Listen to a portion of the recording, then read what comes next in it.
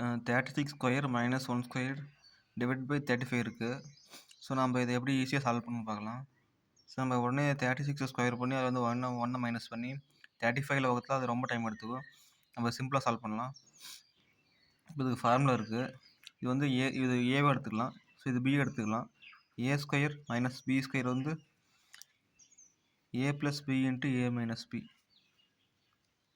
So நம்ம இந்த formula இதில் போடலாம்.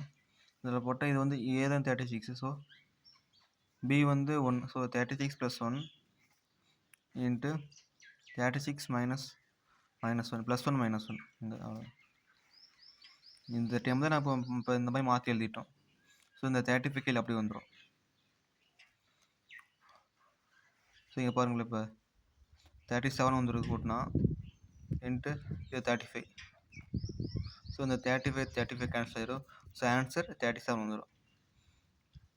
நீங்கள் இது 36 ஸ்கொயர் பண்ணிவிட்டு 1 மைனஸ் பண்ணிவிட்டு அதுக்கப்புறம் 35ல் வகுத்தா இதுதான் வரும். ஸோ நம்ம இது ஈஸியாக போட்டலாம் இந்த ஃபார்முலா யூஸ் பண்ணி.